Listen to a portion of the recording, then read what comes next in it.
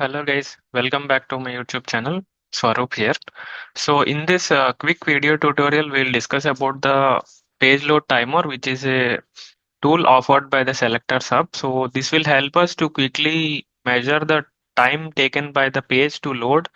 So suppose you have a web application and you want to check how much time your application is taking. So this can help you to check the performance of your application. So how to install this in your browser. So go to selectorsub.com and there is a page load timer which will help us to measure the load time of the page. So either on the home page you can go to page load timer which is available, or you can go to the products, there is a page load timer. So click one of them, either one of the locations, and the page load timer page will get loaded. So I'm going to add this browser extension to my Chrome browser. So add to Chrome, I am clicking on it. So you can also explore this page. There is a video tutorial on their official YouTube channel. So you want to detect any slow web pages or how much time your web page is loading. If you want to measure, this will help you to quickly analyze that. So I am going to add to Chrome, add extension. So the extension is installed successfully and you will be getting this message like a page load timer installed successfully. So you will also see like a remove from Chrome is there. That means the payload timer is installed successfully. You can go to the extensions in the browser and then you can see payload timer. So there is a pin option. If you click on the pin, it will be displaying just beside your address bar. And then suppose I am going to my practice website, swaroopnadella.blogspot.com. And here I want to measure the time. So generally, you don't need to do anything. So you can refresh the browser or you can open a new browser window and it will quickly show the how much time it has taken. 0.6 seconds it has taken. And if I click on this, it will show like this 0.6 seconds. It will show like different breakdowns in milliseconds, how much time it is taking for different things like checking the DNS and connect and request response, how much time the DOM has taken, the HTML DOM structure. So all these things, these are the internal web timing it has taken. We don't need to worry about the thing and no need to memorize these things. And you can quickly check the report. Click on view report. It will open this Chrome extension. This report is inbuilt to the tool and so it has measured these two things. One is the page load timer install, right? So it has measured that time and it has also measured swaroopnadella.blogspot.com. So it has taken 0.6 seconds. And what is the date and time of this? So, and suppose I went to my academy website, academy.swaroopnadella.com. And if I refresh this, since it is already loaded, the time is not recorded since we have installed after loading the website. So I can refresh it one more time. So you can see 0.57 seconds came. And if you go to the report and refresh this report, it will show this time also. What is the date and what is the time? You can also open it here also. Either you click on it, you will be able to see this 0.57 seconds, what is the breakdown. And you can also click on this report to get this detailed analysis.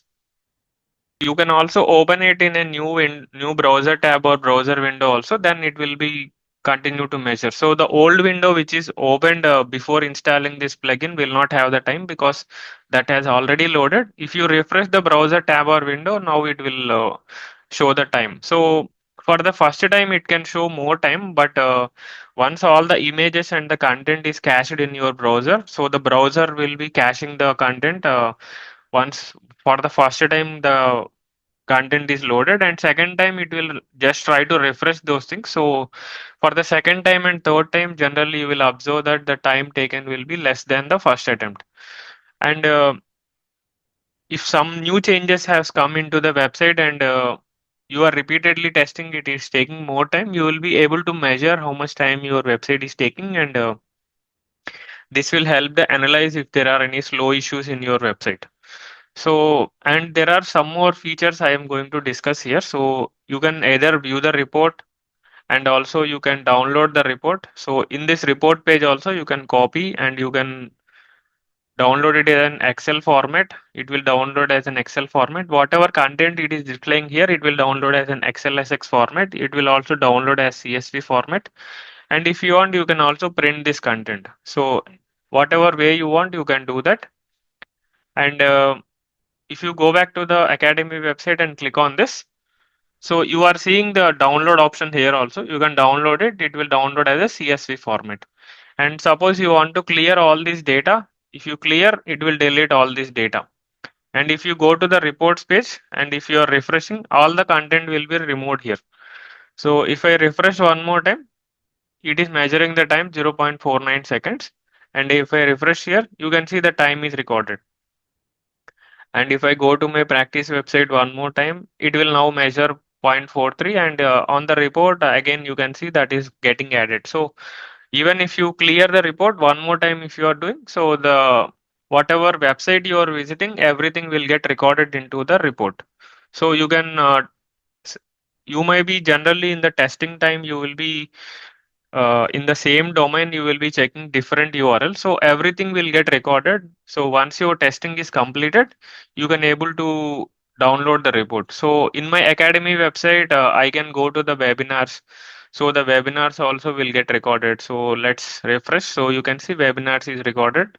And if I'm clicking on login, so it is a different URL. So let's see. So the login is like, I think it's a pop-up, so it is not coming. So if I go to the courses, and if I go to the home page, so all this content will get recorded. So how much time it is taking. The store is the courses page and home page is this one.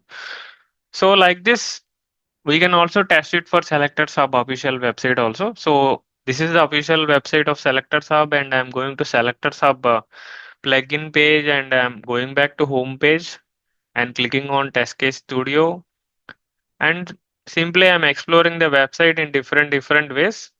So you will be able to see that whatever actions I am doing, everything will get recorded into the report. Now go to the report one more time and just refresh this report page. Whatever actions I did, all this will get recorded. Different website URLs are recorded, how much time it is taking to load. So this is the basic feature of this, and there are few advanced things also. Suppose I am going to this and going to the settings. So clear is simple, right? So if you clear the data, the information in the report will get cleared completely. And then in the setting, there are two more features like keep the duplicate URLs in the report. So if by default, this will be in the disabled state, and if you want to enable it and enabling this one.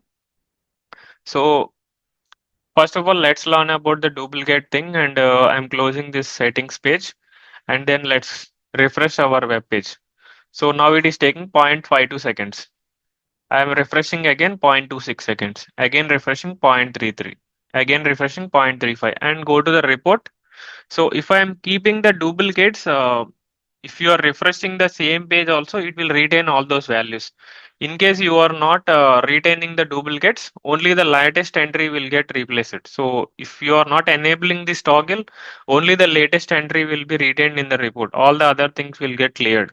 If you are enabling this duplicate option, then all the refresh also will get retained in the report. Based on your need, you can retain the report with the duplicates also. This is one thing. And one more thing is, suppose you want to get an error message after the load time is exceeding certain limit. So I'm entering my website domain like swaroopnadella.com, and we know that 0.23 seconds or 0.5 seconds, something around that it is taking. So I am going to give 0.1. This is the seconds I need to give. So my domain is taking more than 0.1 seconds, then the error message will come. So let's check that. I'm refreshing this one more time. So you can see 0.41 second is taking, and I set like 0.1 second. So the page taken more than the set time, right? So it is throwing this error. So this page took longer than the max load time of 0.1 second. And this error message will go after few seconds, 2-3 seconds it will wait, and just this is an alert for the user to understand that it is taking more than the required time. So This is quickly loading like 0.1 second only, but maybe some web pages can take 5 seconds or 10 seconds or 1 minute also, right? So at that time, you need to know like after what time the web page is loading. So you will be able to record that in the report, and you will also see the alert like this error message. So if you want, you can enable this error message or you can disable this. It's up to you. So you can also delete this one. And there is one more thing, like suppose I don't want to record the particular domain related websites. So swaroopnadella.com.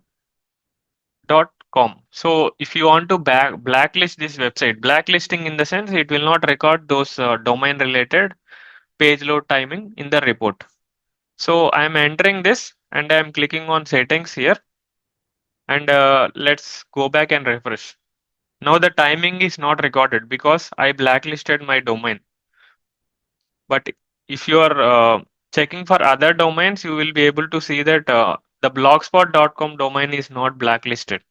So it will still record the time, but if you go to the academy.swaroopnadella.com, it is blacklisted, so it will not record the time.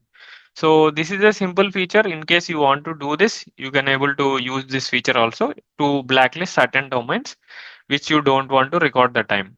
Now I am clearing this, and then let's refresh. Now you can see the timing is again recorded. So 0.2 seconds, 0.28. So these are all the simple features. You can quickly analyze the load times of different websites. So as I showed, it's not like only one website URL you are going to measure. So if you are having a website in your company, you will be navigating to different options and different pages, right? So if you have an e-commerce website, suppose I am going to amazon.in or amazon.com. This is the e-commerce website. So it has taken 1.79 seconds. Suppose I am going to the returns and orders window.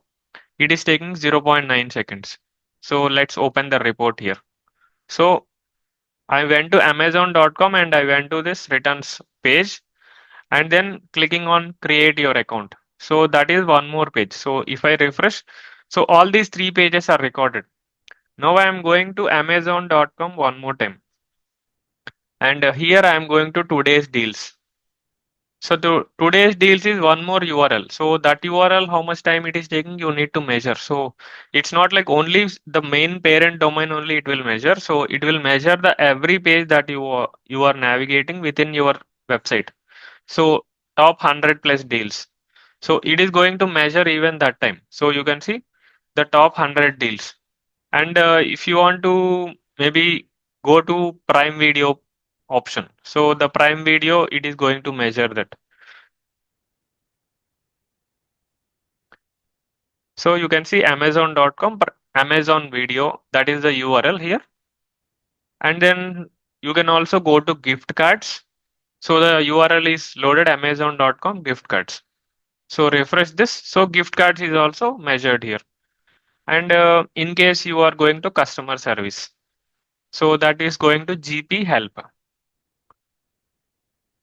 So in this way, you can measure different URLs, which are the subdomains under the main domain, and you can check like if the particular URL is loading within the required time. Like here, 1 second, 2 second, or 0.77 second is very less, but some websites may be taking very long time based on the server capacity. So some websites, if they are taking 1 minute, 2 minute to load, right, that is not a recommended duration. So based on the project requirement, you can measure those times and log the report. So this is for generally for testing it for single user. This is not for performance testing like hundreds of users you cannot use for testing the page load timer. This will only help you for checking the single user testing for checking the performance of a single user. So the average load time, how much it is taking, you can able to measure quickly. So make use of this tool to quickly measure your page load time, and you can reward the bugs to your project. So that's it on this quick tutorial. Thank you.